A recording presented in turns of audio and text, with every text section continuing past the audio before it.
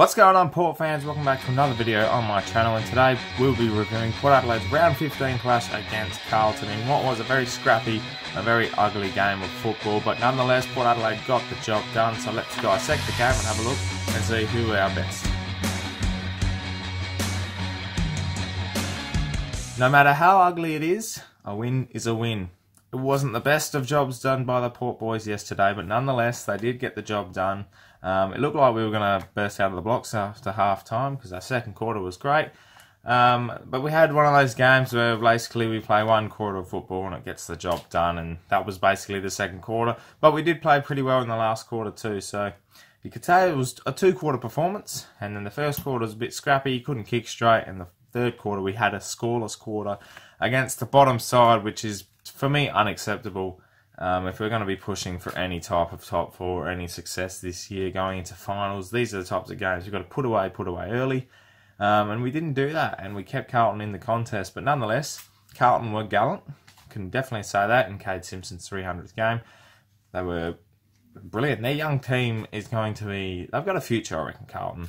They played so well with early, especially with Charlie Curnow. Liam Jones on Robbie Gray did a pretty good job as well.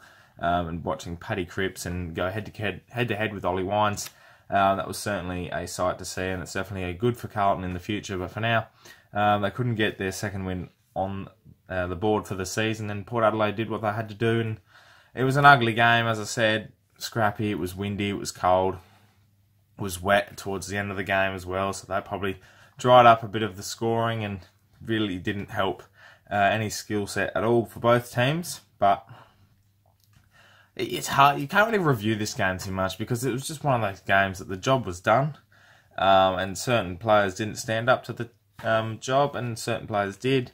And I'll have a look at them in a minute. But I think the main thing is we got the 4 points. It's our first time in 4 years that we've got 4 wins on the trot, and we've had a fantastic June. It's been a super June, if you say. 4 wins in what's been pretty decent last month of Port, I'd say, and they're really setting themselves up and open this season wide open for them now, especially being 10-4, and we're really going to push hard in the next couple of weeks, especially against the likes of St Kilda, GWS, and Fremantle as well as in there. So the next 3 are very crucial to get the W's, but nonetheless, it was a good win yesterday. Certain players that stood out for me, and this bloke's been sensational all year long, and I think Justin Westhoff deserves most of the credit here.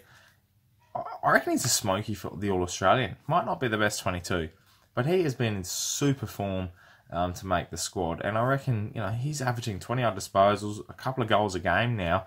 And when he hits the scoreboard, that's when he's so deadly.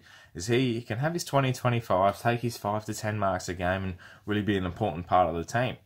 But when he hits the scoreboard, Justin Westhoff is deadly. And when he does that, and when he kicks a couple of goals, Port Adelaide win more often than not. So him kicking goals and also taking advantage of certain situations, like going down defence when he can and taking that securing mark that really helps us defence-wise. And then he runs up the field. He helps us be a link-up target on the wing. And then he goes forward and has set shots and can kick crucial goals at crucial stages. So Justin Westhoff, for me, has been awesome this year. And he's really proving that with his form. And he's just a golden age player at the moment at 31, and he's really aging gracefully. Another issue with yesterday, though, I think the midfield was another talking point yesterday. We were quiet against Melbourne in the early half of last week, and then yesterday we didn't really, stand up too much. Besides the likes of Rockcliffe and Chad Wingard. Chad Wingard, 24 disposals and 2 goals, was pretty much best on ground yesterday. He had a sensational game of footy.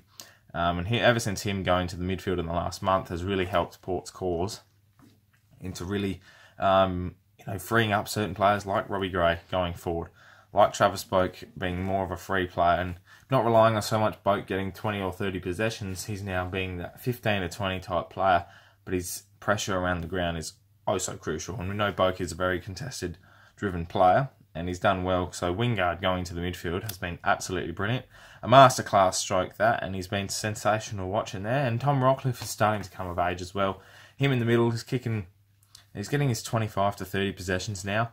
He's hitting the targets, he's tackling really well, and he's been a really handy contested player in there, and he's really starting to shine through, especially when the likes of Ollie Wines and Pollock and Brad Ebert are down on their numbers. You can have the likes of Wingard and Rockcliffe to stand up and really set the tone for the rest. But it was a certain point yesterday that I really felt that Port turned it around, and it's one man that always does it. And I've got the tagline here because it rhymes. When in doubt, Gray spits it out. And he spits out his talent all over the ground, and he's just sensational to watch.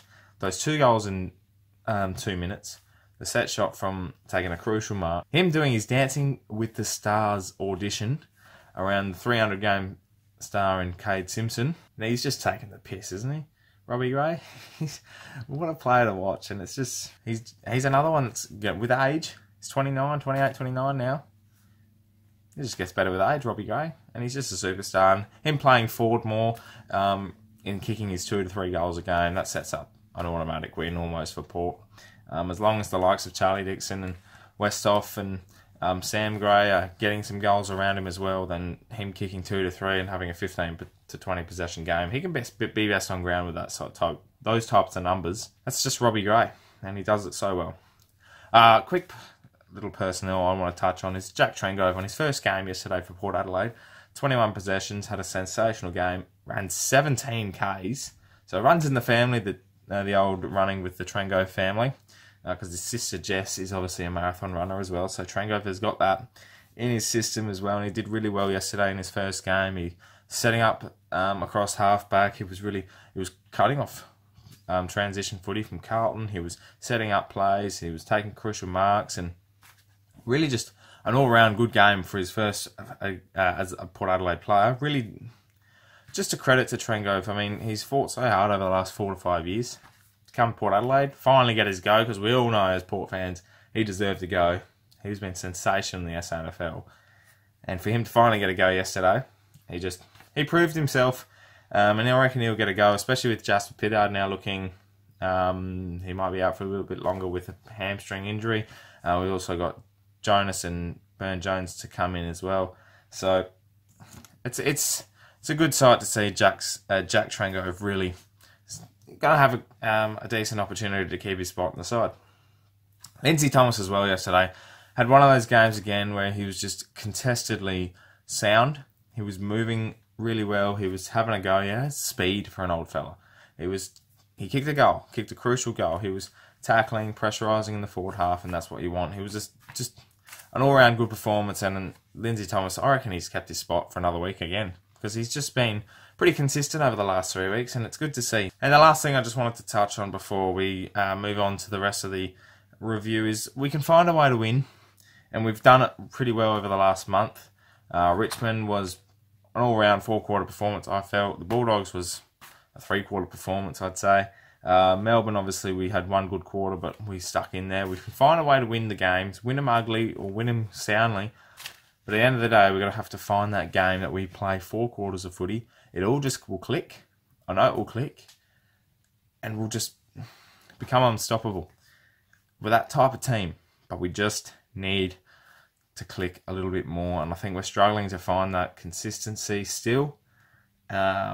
But once that 4-quarter performance comes along, there's no stopping us. After that happens, that consistency will come. We can base it on that. The power train is off. Simple as that. But it was a good win nonetheless yesterday. 21 points in an ugly game of footy. A win's a win, and we're still fighting for that top 4 spot. Alright, Port fans, let's have a look at our champion of the week, and I couldn't give it to none other than Jack Trengove, having his first game for the power side, his first game of footy in a long time, and he's only played 7 over the last 4 years. 7 games over 4 years in your career. You know, the youngest captain at Melbourne, and he's just been having injury troubles ever since. But for him to come out and have a great game yesterday, and he really put his body on the line. Jack Trengove, take a bow, mate. You've deserved this, and I know it's only a small award, but Champion of the Week is pretty crucial in these reviews. I think all of you can agree on that. So, well done, Jack Trengove. Good to see you back playing some good footy. Alright, time for the all-important pair votes. It's, as we know, 5 votes for a win, 3 votes for a loss. Simple as that, so let's just get stuck into it. One vote goes to Dan Houston. It was crucial yesterday, having 22 disposals and 9 marks across the back line. He set up some plays along with Trengove, and he's just consistency over the last month, I feel. He's really stepped up his game, and he's been really crucial down there. So Dan Houston gets the 1 vote. 2 votes to Robbie Gray. His second quarter was elite once again. It only takes him 20 minutes of a game of footy to turn it around, and he did it again on the weekend. 3 goals in total for the match.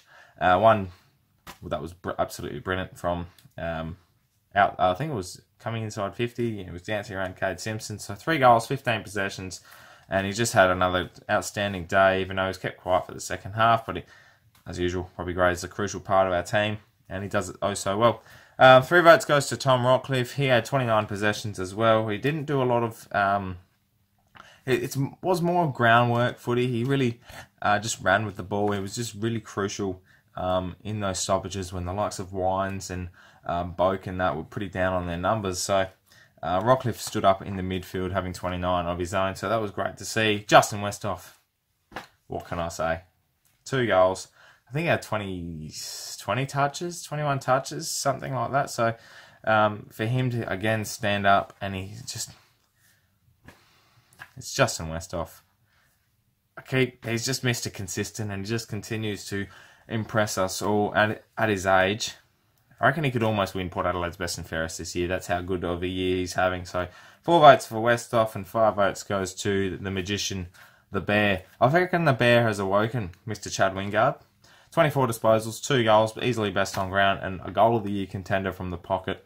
He was again crucial in the midfield when obviously our more of a midfield group didn't stand up, and Power Pepper as well didn't really have a big game.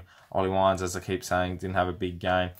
Ebert as well. So Wingard, 24 and 2.